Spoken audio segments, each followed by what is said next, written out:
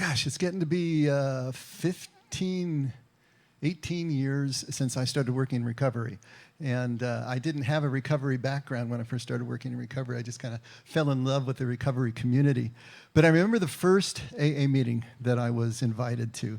And it was our Bubba that invited me, and he was speaking. And it was a mixed meeting, open meeting, the whole thing. And I remember after Bubba spoke and they had the sharing section, this old-timer stands up and he says, "I am so grateful to be an alcoholic." And my jaw kind of went down on my chest. And it's just like, what? How in the world could this possibly be? How would you be grateful for something like that? And as he spoke more, I started to understand what he was talking about. I still didn't quite, fit the groove that I was in, but what he was basically talking about is that his alcoholism created the crisis in his life that was painful enough, traumatic enough, and strong enough to finally kick him into becoming serious about his life. Serious about finding what really mattered, serious about doing the internal work that it took for him to be the man that he was at that moment. Recovered, more balanced, more sane, more able to make decisions that would positively affect everyone in his blast zone. And when you look back at a moment like that, a moment of recovery, a moment of something, I like to call them hinge moments. It's a moment in your life where your trajectory is going this way, and then it hits this point, and it just angles off, and it takes another trajectory. It's a hinge, and it moves in a complete. It's kind of like those time travel movies where they talk about we ended up on an alternate timeline, and so what you actually end up doing, there is this moment that creates this break, creates this clarity, creates this desire, I suppose, to move into an alternate timeline. I want you to think about that for a second. Do you have moments in your life that are hinge moments? Can you look back and say that there was something that was painful enough, traumatic enough, that changed your direction? And you can see the shape of that direction and that change. I hope that you do. I know I do. Actually, I got a couple of them. But the most profound one, of course, was the breakup of my first marriage. And that just stripped away everything that I thought I knew about myself. It even stripped away what was left of my identity as a Catholic, because Catholics don't get divorced. What did Willie Allen say? They're like pigeons. Pigeons and Catholics are mated for life. This stripped me in such a way that I had to completely reassess everything about myself. And though I would never wish divorce on my absolute worst enemy, and I regret the pain that I caused, still I can say that I am grateful for that experience, because it created the necessary pain that made me reevaluate everything that I was doing and not doing. Made me reevaluate the way that I was living my life just on the surface of things, on the periphery of things, and had to make a different choice if I wanted to keep breathing. And this divorce was not just in terms of a change of address or a change of marital status. It stripped me of everything in such a way that I had to find a fundamentally different way to live my life. And that's exactly what happened. It is the path that took me to sit in this stool with you right now. I hope that you can look back and see that there are moments in your life, and there's a commonality to these moments. And one of them is that we only seem to be able to see them in retrospect. Wouldn't it be nice if we could see them while they were happening so we can kind of help them along? But most of the time we don't see that. We're just involved in the pain so much. And the pain, I had no idea I was in a hinge moment 30 years ago, 34 years ago, whatever it's been now. I just knew that I was hurting so much I needed the hurting to stop. I needed to find a different way to understand my life. If there was a way that we could see the hinge moments as they're happening, to see what's going on in real time, wouldn't it be nice to be able to recognize that so that we could help us make the next choices, take the next steps, and most importantly, to help us see the purpose in the pain. If we don't see purpose in pain, it's just suffering. That's when we get resentful. That's when we get angry. That's when we feel like a cosmic victim. But as soon as we can see purpose in the pain, everything changes. Viktor Frankl has a great story in his book, Man's Search for Meaning. If you don't know who Viktor Frankl is, he's one of the fathers of modern psychology, but he was also a Jew that survived Auschwitz when the rest of his family did not. And he had to find a way to get through that trauma, to get through that pain. And what he came up with was logotherapy. It was a whole different branch of psychology that said that the main thing that we as humans are driving for is meaning. That's it. Not anything else, but meaning is what we really need as human beings. But he tells a story in his practice in Vienna where an elderly gentleman who was a physician himself comes in and sits down to counsel with him and just says that his wife had died several years before, and he just couldn't get over it. He couldn't get over the grief. And he's expressing to him how much it hurts and what he's going through as he tries to process this. And Frankl finally stops him and says, "What would it have been like if you died first and she survived you?" Oh, it would have been terrible. She would have had the hardest time trying to adjust and do this and do that. And he says, so really, by you surviving her, you spared her all of that pain and grief. And he stopped and he thought about it for a second, got up, put on his hat, put on his coat, walked out, and never came back. Not good for business, but you get the point. As soon as he could see the purpose in the pain, that what he was suffering spared his beloved wife from having to suffer that, he could do it. He could get through it. He could make it work. I've been doing a lot of counseling lately. As you can probably imagine, with everything that's going on out there in the world, there's a lot of people who are dealing with things that they don't quite know how to handle. And there have been patterns in the people that I'm talking to in terms of what they're going through, the symptoms and the issues that they're facing.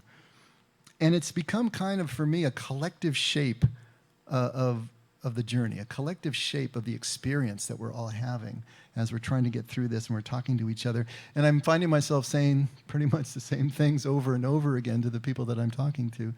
And so I thought maybe it was worth saying a few of those things here today for all of us.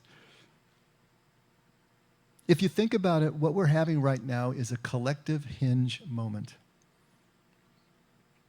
The world is angling off into an alternate timeline.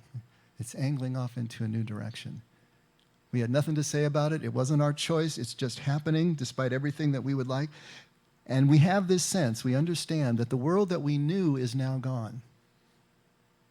And the fear underneath is whether it's coming back again in any kind of recognizable form. How much of it is coming back? And of course, when is it coming back? But all we know is that the familiar world that we knew that we had some security in, even if it was difficult for us at the time, that's gone. And that's difficult for us to face. Now, you probably hear over and over again, we're all in this together, right? We're all in the same boat. That creates quite a response in some people because the truth of the matter is we're not all in the same boat. We're all in the same storm, as I've heard it said, but we're not in the same boat. Because however this has affected your personal world, it's affected the world at large in a uniform way, in a consistent way. But how has it affected your personal world? That's what's going to make the difference of how you're dealing with this and how you're processing this. And that's what we're really talking about. If your personal world has changed dramatically because of what's going on, then you're feeling a loss. That's going to feel like a death. A loss of your lifestyle, a loss of whatever it is, and you're grieving over this. And we don't really think of sometimes the depression or the stress or the anger that we're going through because of what's happening in our personal lives and in the world out there as grief, but it absolutely is grief. What are the stages of grief? Do you remember? Well, there's denial, there's anger, there's bargaining, there's depression. Well, we're hitting some of the big three right there. What people are coming to me and what is presenting in their lives is anger, resentment, depression, stress, fear, all of these things. And to put your finger right on it is to say, I'm grieving the loss of my life. But there are a lot of people, let's say they are older and they're retired. This hasn't really affected them that much. Their income is coming in still. Their lives are pretty much the same. Maybe they had a church and they don't have a church anymore. That may affect them. Extended family, they can't see anymore. Maybe their family can't come see them because they're elderly and they don't want to infect them. So there are some things, but it hasn't hit them at the same level that someone who's lost their job. Someone whose kids can't go to school, and now they have to be packed in, and they're trying to homeschool in a heartbeat when they have no experience with it, and the schools are not much help. Maybe they don't have computers. Maybe they have multiple kids, and they don't have a screen for every child. How is that supposed to work exactly? Maybe they're still working, and the kids are at home trying to do homeschooling, and that's creating stress. For so many people, they're in different boats, even though we're going through the same storm, and we have to recognize that. I know some people who they still, even after 5-6 months now, they're kind of celebrating it because, they're letting their interior introvert come out and play, and it's really okay for them. But that's not the experience of everybody. If your personal world has really changed as a result of this pandemic and any of the social unrest, then you are going to be going through some kind of grieving process. But even though the world itself is in a hinge moment, the question to ask yourself is, are we participating in that hinge moment? Are we finding purpose in our own pain? Or is it just pain that we are resisting, that we are angry about, that are becoming resentful about? Whether we are participating in the hinge moment that we're having collectively depends on our response to everything that's going on around us. It's been a while since I've done my rant on the hero's journey, and so I thought maybe this would be a good time because I find myself telling a lot of people about it who don't know anything about the hero's journey. So if you've never heard of the hero's journey before, it's basically a motif that appears in all the world's literature, going back as far as we possibly can. I'm sure it was in oral tradition when we were still painting on cave walls.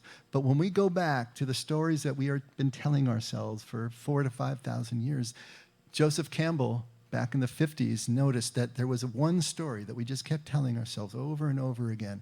He called it the monomyth. And the idea was that there was a shape to the journey that always was the same. And you've seen it hundreds of times in books that you've read and movies that you've seen, plays that you've gone to. And it is a story that I think is told perfectly in Dorothy Gale and The Wizard of Oz. And so what happens is the hero or the heroine wakes up in their familiar world with which they are completely comfortable and feeling secure, or have some distaste for, but at least it's something that they understand. They understand the rules. They understand the players. And something wounds them. Something kicks them out. Maybe the world is pulled away from them by circumstances they can't control, kind of like us with the pandemic. Or maybe in Dorothy Gale's case, we don't know her backstory, but we know that she's not happy where she is. She's not living with her parents. We know nothing about her parents. She's living with her aunt and her uncle in black and white Kansas. She's no good on a farm. She's worthless on a farm. She doesn't like farm work, and she spends her day dreaming about something over the rainbow that is going to fulfill her if she could just get there over the rainbow. And then there's the incident with her dog. The dog is going to be taken away from her, so she runs away, but she only gets as far as Professor Marvel. He talks her into going back, but then the Twister takes her to Oz, and she has no choice in the matter. And when she opens that door on Technicolor Oz, the Munchkin land, everything is different. Everything has changed. This is a world that she doesn't understand. It's got little people and witches and monsters and wizards, and she has no idea how to navigate it. What does she do? But as she steps out and as she moves forward, immediately there are guides and there are teachers that are there to help her and to give her tools or give her weapons or give her gifts that she's going to need if she is to perform the task that she needs to perform on this way. And so she meets Glinda. Glinda gives her the ruby slippers. It's important to note she had those on the entire time. And then they just say, you got to follow the yellow brick road. Go see the wizard. The wizard's going to help you. And as she's traveling, she meets her traveling companions. And it's a scarecrow, and it's a tin man, and it's a lion. But really, these, even though they're presented as characters, this is her own courage, her own intelligence, her own compassion being developed as she goes through this journey and accepts the tasks that she needs to perform. And of course, the wizard sends her to get the broomstick of the Wicked Witch of the West. And when she comes back with that, after a few foibles, she realizes that she had the power to go back home anytime she wanted with those ruby slippers. And when she finally does get back home to black and white Kansas, looking at the same ring of faces that she's known all along, what does she say? Next time I go looking for my heart's desire, I'm not going to go looking any further than my own backyard, because if it's not there, I never lost it to begin with. This is the hero's journey. This is the shape of it. Why is it told over and over again? Think of Homer and the Odyssey and the Iliad. Think of Parsifal and the Holy Grail. Think of Luke Skywalker. Think of Neo in the Matrix. Think of Jesus, who Carl Jung said the shape of his life was an almost perfect map of the human soul. Why is this story always told over and over again? It's told because it's the shape of the human journey, our psychological and spiritual and emotional journeys. And the big one is from birth to death. The child lives in the child's world, doesn't know he or she is naked, living in a world that they understand that is covered by their parents. But what happens when that child breaks out into adulthood? And suddenly it's a new world that they don't understand. There is risk everywhere. They are now responsible for themselves. But if they push forward and they persist, there are teachers and guides that will come and that will help them. And there are tasks that they will have to perform. But if they do that, then they can come right back to where they started, back to the beginning again. But as T.S. Eliot said, we will know the place for the first time. And we take this circuit, but we don't end up where we are. We're at a different place. That's the big one, from birth to death. But the truth is that we're constantly doing wheels within wheels, journeys within journeys. Every single time something takes us out of the life that we thought we knew, disrupts the familiarity, the sense of security of what we had, we are starting, or at least we're being called to a hero's journey. We don't have to answer the call if we don't want to. We can camp right at the gates of Eden and just sit there. We can't go back. The way is barred by the angels with the flaming swords. And if we're too afraid to go forward, we just enter this gray area where we just wait and wait and wait for something to happen. But nothing's happened until we go forward. Every time we experience a loss, what is that loss? It can be the loss of a loved one. It can be the death of a spouse. How much is that going to change your life? It can be the death of a child. How much does that change your life? It can be a friend. It can be anything. It can be a job that you lose. It can be a move that you need to make to a different part of the country or a different part of the world. It can be entering the armed services. It could be leaving the armed services, deployed, brought back home again. Anything that changes. It can be a war that affects everybody, and it can be a pandemic as well. Anything that affects and changes our world, wounds us in some way, is a call to the hero's journey. And if we will accept that and move forward into that new world that we don't understand and everything has changed, the teachers and the guides will show up. The tools and the weapons we need will be provided. And we can complete the task and come back and be this much higher. And so that life is experienced as a spiral, as a corkscrew, ascending through series of cycles within the large one from birth until death. This is the hero's journey. The key to understanding the hero's journey is that our familiar world is lost. It is changed, either pulled from us or destroyed or sabotaged by ourselves because of our own discontent, our own despair over the way things are. How many times have we done that? Destroyed our own world because we knew that we'd outgrown it. But we didn't have a chutzpah to take the call when it was first offered to us. It always starts with a wounding. There is always a loss that begins it, and every loss that changes us personally is a call.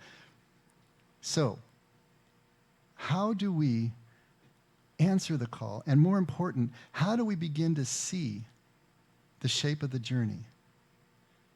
How do we see that we are actually in this journey so that we can make sense of it, so that we can give purpose to the pain, and importantly, so that we can see where we are. We can actually map ourselves on this journey, see the milestones along the way, That makes all the difference in terms of how we're going to experience what it is that we're going through. If it's just this big jumble and just this big pain bubble that you're in, how do you make any choices? How do you know that what you're on is a necessary part of your growth to be able to get to someplace you really need to be? This is the problem unless we start to understand this in a way that we can see it in real time as it's happening to us. 2020 is a collective call to a hero's journey for all of us. This pandemic and the lockdown and everything that we've gone through in the first half of this year has taken us quite a ways down the road. It's stripped us of things that are familiar. It has created the pain that is the motivation for us to want to go forward. It has taken away so many of the distractions. It has shown that these institutions that we believed were rock solid are really fragile. And they can topple at a moment's notice. To see the world suddenly, it's kind of like, pay no attention to that man behind the curtain. As soon as you see behind the curtain, you can't see the wizard the same anymore. We can't see the world the same anymore. Now, we cannot answer the call, and we can try to crawl back into the womb. We can try to double down and just make things work as they were. But the truth of the matter is we know it's different. Will we answer the call? Will we enter this new world? Whatever it is, it's still undefined yet. Are we going to be sidelined by our anger, by our resentment, by our depression? The world is changing regardless, and it's calling us along for the ride. It's presenting us with tasks that we need to perform if we are going to actually answer this call. A few weeks ago, I was talking about the Warsaw Ghetto and talk about a hero's journey for those Jews. What could have been more wrenching? Think about it. Put yourself in their shoes. You're in your city. You're doing your thing. The bombers come over and bomb your city. The ground troops come in and just occupy your city. And then they take you and they pull you out of your houses and they force you into a small section of the city that was not yours. 9 to a room, and they starve you, and they won't give you any medical attention, and they beat you, and they put a yellow star on your chest. Talk about complete loss of everything that they thought they knew. But what did they do? The genius of the Jews was not to give up. The genius of the Jews was to carry on with life and to create a complete underground society that was incredible in its complexity and still had the arts and still had beauty and still had religion and philosophy. It had those parts to it that feed the human soul as well as they were feeding their bodies and set up workshops and smuggling rings and everything that they needed to survive. It's an incredible story. And what I had talked about is that they answered the call to their hero's journey. They faced the tasks of those journey in 3 basic ways. And I think those 3 basic ways can give us a blueprint for how we can go through our answer to this hero's journey, even though our situation is quite different, not nearly as extreme, of course. But if we can look at these 3 and apply them to ourselves, we can also then see, are we answering the call in our private lives, in our personal response at all anyway? Or are we still camped at the gates of Eden? The first one was that they creatively restored what was lost. They did that by creating the hospitals and the kitchens and the smuggling rings and the symphony orchestra and the schools and the synagogues and the ways that they could continue to learn about their faith. But what they were doing was restoring community, restoring structure, and restoring service when it had been stripped from them. Community, structure, and service. You probably heard me rant on about the 5 things that every person needs, which is community, accountability, structure, discipline, and service. Community, structure, and service are the cornerstones. We need to be accountable to that community. We need to be disciplined to our structure. But that's really what we're talking about here. Think about what you've lost since March. What have you lost in your life? Have you lost community? I'll bet so. I mean, I'm feeling the loss of community right here this morning. We haven't been able, we used to have 3 meetings a week, sometimes 4, where we got to see everybody, and we ate food with everybody, and we connected, and that's not happening anymore. For 5 months, it seems like forever. We're meeting on Zoom a couple nights a week, and that's good, it helps, but it's not the same thing. And the longer this goes, the more I'm feeling personally that disconnection, I'm feeling that loss. Did you used to work outside the home, and you're not doing that anymore? Did you go to school? Did your kids go to school? And they're not doing that anymore. And the effect on our children is profound. I mean, kids are so dramatic anyway, right? They feel everything at such a higher level than we do. Things that we can look at and say, well, it's probably not that bad. It's bad to them. Marion sent me a video of a young schoolgirl, primary, I forget what age she was, 8th grade, 9th grade, something like that, in Canada, who did a video about her emotional state within this pandemic and lockdown. And the way that she felt about it was kind of like that silent scream, that impressionist painting with, whoa, or the Home Alone look. But she's feeling that. Is it loss of school? Is it loss of church? Is it loss of your social groups? Is it loss of being able to see your extended family? To do the sports things that you used to do? Yeah, just to be in a crowd and feel that energy again. Think about the structure that you've lost. The day-to-day structure of your job that kind of held your day together and held your weeks together. And even though people are working from home now, it's typically unstructured is what I'm finding. They just need to get the work done, but the corporation doesn't tell them how to get it done. And so if they aren't really diligent about setting a start to their workday and an end to their workday, it just kind of spreads out and it's all over the place and there's no sense of real anything there to grab onto. There's just that sense that I got to get the work done, and maybe the stress of not thinking maybe they have or that it's going to be acceptable because there's so little structure involved in all of this. Serving others. We used to be able to do that. Are we still serving others purposefully? But if you look around, you'll see that people are finding a way. And I'm finding that this lockdown is very different than the one in the first 2 months when it was strict. If I did venture out on the freeway, it was like a ghost town. It was like post-apocalyptic. There was nobody on the freeways. It's crowded now. There were no restaurants anywhere that you could go to. Restaurants are finding a way. They're taking over the parking lot. They're moving onto the sidewalk. They're putting up tents. They're using bales of hay and lattice work and whatever they can find in order to delineate space and keep on going. I had one lady tell me that she gets her hair cut by the black market now, that they're underground and they're finding ways to connect with their hairdressers so they can still get their hair done. I mean, people are finding a way. Life is finding a way. The question is, are you finding a way? Are you restoring what was lost to you personally? Or are you still home and are you angry and stressed and resentful because you haven't been able to find a way to do that? I think more and more people are, but there's so many people so stressed by the loss that they face. Let's face it, what we creatively restore is not going to be the same as what we lost. And we can do two things. We can bemoan that it's different, or we can let it be enough. And we can find ourselves moving into those moments and enjoying them just as much if we really will. Just let it be.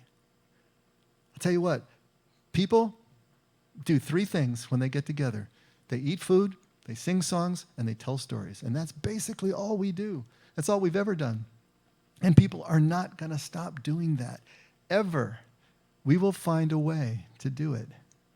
There will be sports events again. There will be stadiums again. There will be concerts again, because that's what people do. Is it going to look exactly the same? No idea. Are we going to accept that and allow that to be enough? That's our task. But what's happening in your personal life, in your home? Are you restoring what is lost? Are you calling people? Are you staying in touch? Are you setting up appointments just to have a cup of coffee? We can do that. There's always a place to have a cup of coffee. Connection, community, structure. Are you setting a time that you go to bed and a time that you get up? Are you setting strict times for your work? Not because your boss requires it of you, but because then you know what you are getting up to. You know the shape of your day, and you can be disciplined to it. And when the day comes to an end, you know that you push the ball forward. And you have that same sense of completion that allows you to give yourself permission to goof off the rest of the day or the evening and do it as a restorative practice, which is absolutely what we need as well. We need, the task that is being presented to us is to restore what was lost here. Are you doing it? Look at your life honestly and see if there are ways that you can bring back the community and the structure and your ability to serve. Because without that, you will be depressed. You will be stressed. The second thing that they did was to find beauty in the rubble. Well, for most of us, there's not rubble. The streets are still clean. They still look about the same. But can we find beauty in the sense of loss that we have incurred? That's something different. When it comes to this, we're talking about awareness. We're talking about the contemplative way itself.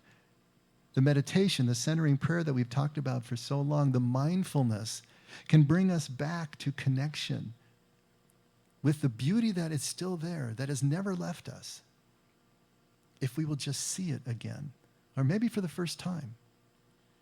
Do you take walks? Are you taking rides of any kind? Bike rides, motorcycle rides.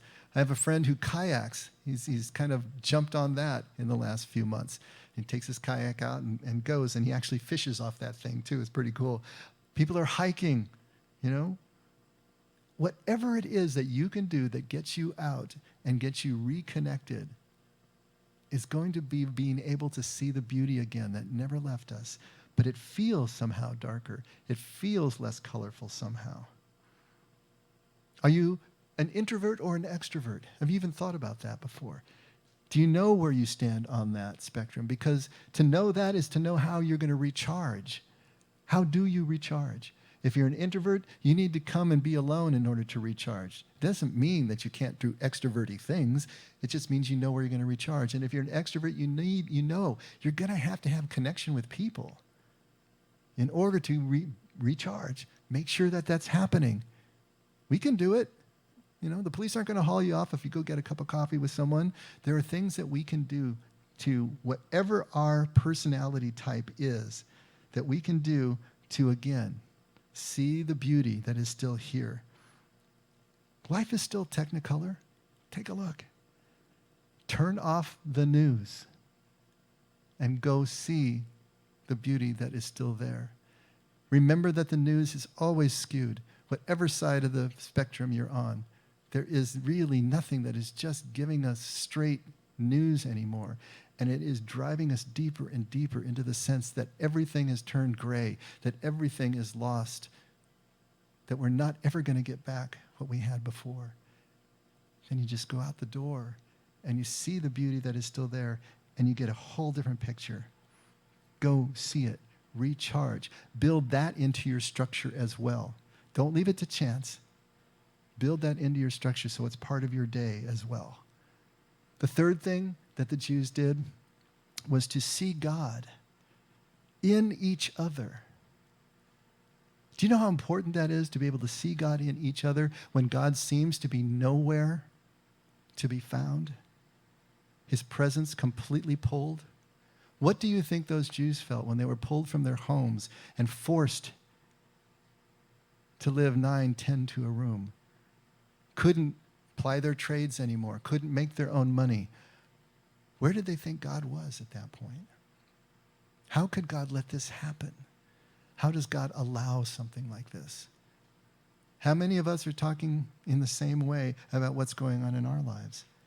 I know I'm talking to folks that are feeling exactly the same way, and it's natural. Where is God when things go so wrong? When things get so traumatic? When things are felt as such loss? But if we can still see God in each other, something changes. If you see any good at all, if you see any loving action at all, if you see a person who is willing to put someone else's welfare above their own, you know, that goes against animal instinct. That goes against our instinct for survival. Where do you think that comes from? It doesn't come from the lizard brain, whatever they talk about back there. That's coming from God. Just like the sun, which is the only source of heat and light in our world, in our solar system, the only source of goodness is from God. And when we see it still displayed in each other, then we know that God is still here and present, even though our circumstances seem to deny it. I remember I was following a big rig truck, one of those huge, big, like ocean containers, big old thing. And I was right behind him, and there was a line of text on the back of his van. And it said, "If you can't see my eyes, I can't see you." I want you to think about that for a second. If you can't see my eyes, I can't see you. I had to think about that, and I realized, as I backed up, suddenly his rear view mirrors came into view, and I could see his eyes. It's true. If you can't see someone's eyes, they can't see you. Ever taken a group picture? Those big group pictures that are so annoying? If a photographer is good, the photographer is trying to position everybody so that he can see everybody and everybody's lit. But the truth of the matter is, if you can't see the lens of that camera, you're not in the shot. And if you can't see the light, whatever it happens to be, you're not lit. You want to be a part of that group? You got to see the camera and you got to see the light. If you can't see someone else's eyes, they can't see you.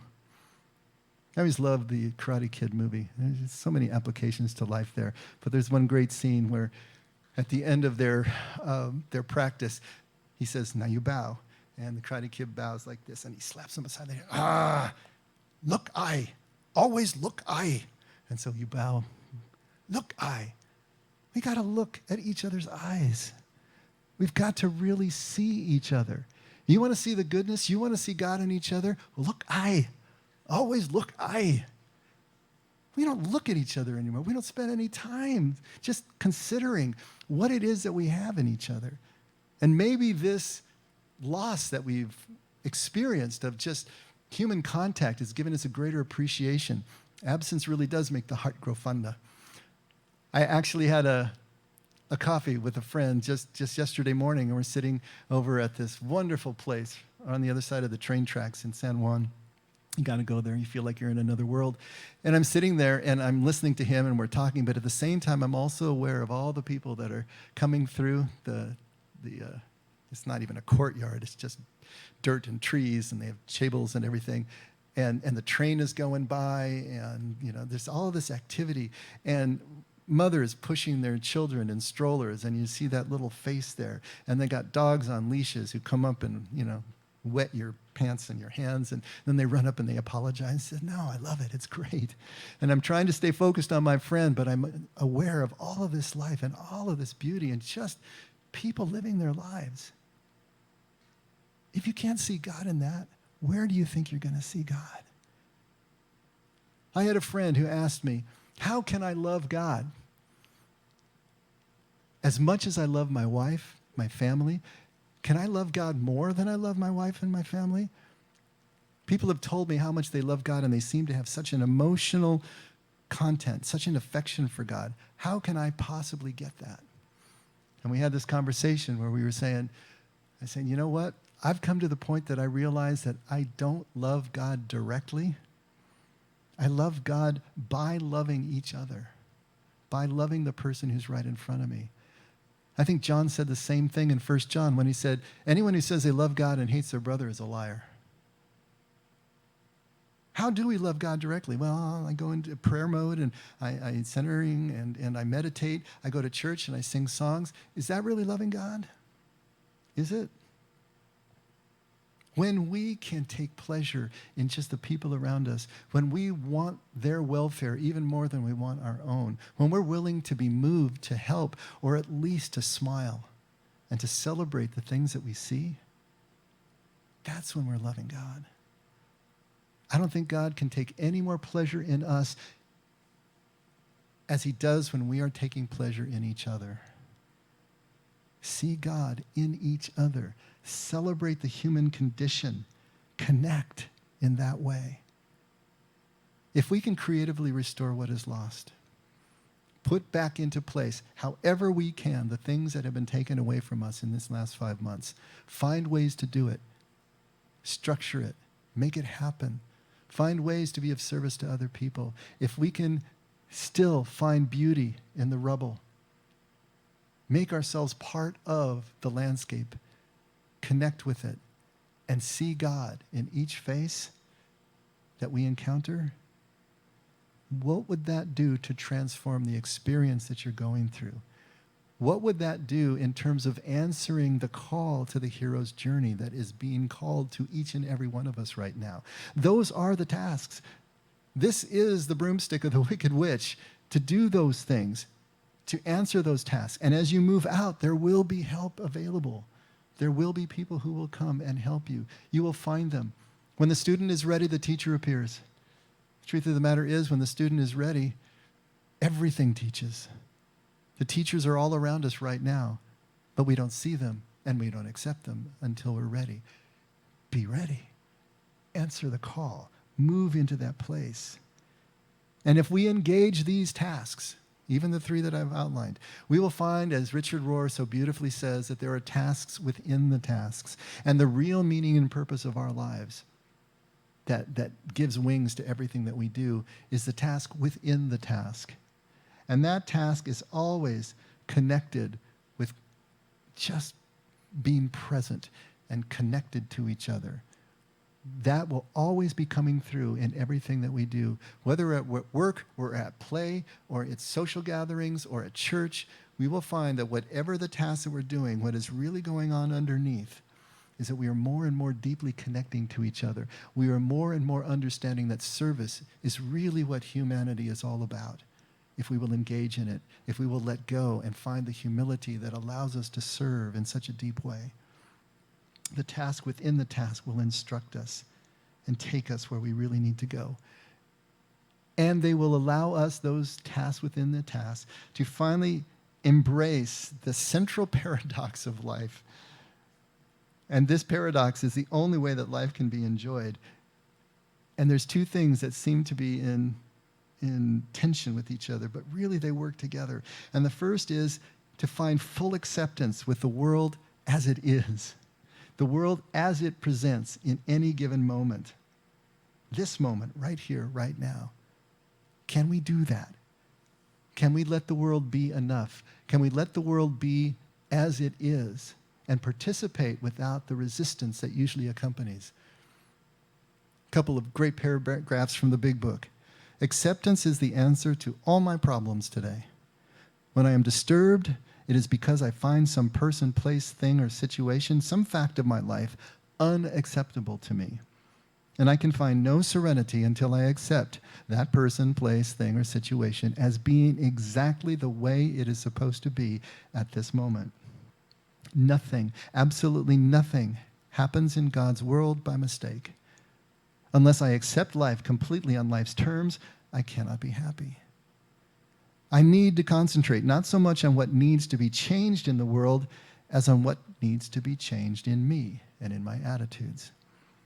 Perhaps the best thing of all for me is to remember that my serenity is inversely proportional to my expectations. The higher my expectations of people are, the lower my serenity is. I can watch my serenity level rise when I discard my expectations by asking myself, how important is it, really? How important is it compared to my serenity? Acceptance is the key to my relationship with God today. I never just sit and do nothing while waiting for Him to tell me what to do. Rather, I do whatever is in front of me to be done, and I leave the results up to Him. However it turns out, that's God's will for me. The ability to embrace both the light and the shadow sides of life, to see that the pain and the loss that we are always going to be experiencing at times is also a necessary part of life. It's not evil. It's part of life that needs to be embraced, that needs to be given its due. Any theology, any philosophy, any remedies that we set for ourselves to get through our difficult times that suppress, that repress the shadow sides of life, that don't embrace them, they're unrealistic. And ultimately, they're harmful. because they are not allowing us to embrace all of life with all of who we are. Even as we work to improve the circumstances as we find them, to alleviate the suffering that we encounter, we can still embrace the moment as being enough, as being perfect in its own way, and to learn to love all of life. That's the first part of the paradox. Accepting the world as it is, but at the same time, expect the suddenlies. Have you ever heard about that? Suddenlies, quote unquote. Suddenly, life can change on a dime. At any instant, at any breath, at any moment, our life can so profoundly change. We don't want to think about that.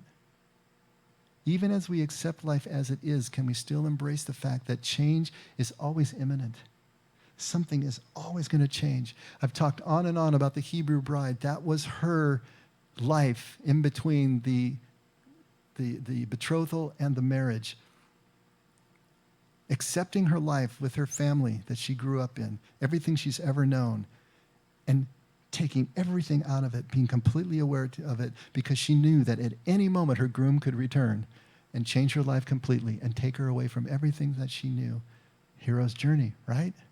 To a new world where she didn't know the rules, didn't know the people, was expected to now be the matriarch of the family, the mother of children that were not yet born.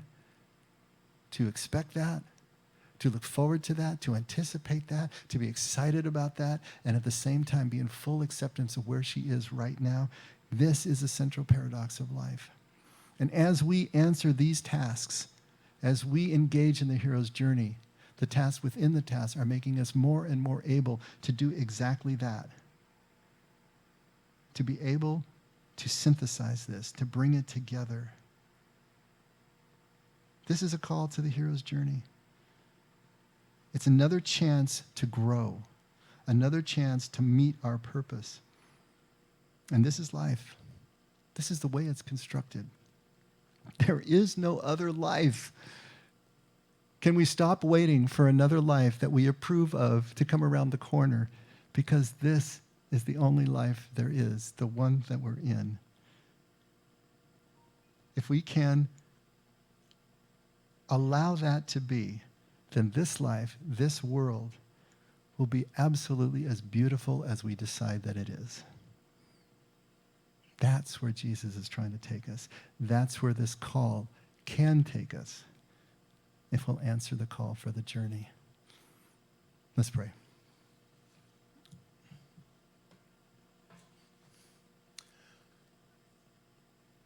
Father, sometimes it seems as if you've left the building. Sometimes it seems as if your presence is gone, and we question everything. And we can even despair and feel resentful that we've been left all alone and abandoned. But the truth is, of course, that you're here, and you're now. And these circumstances, for some of us that are so difficult, and others not so much, they are still part of the plan in some way that we don't understand. Help us to dive in.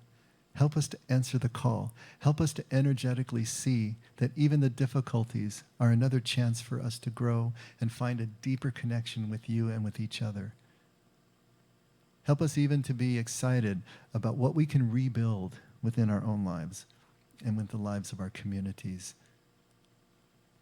To find new ways to do old things that feel fresh and allow us to see them as just enough and just as beautiful, even though they're different.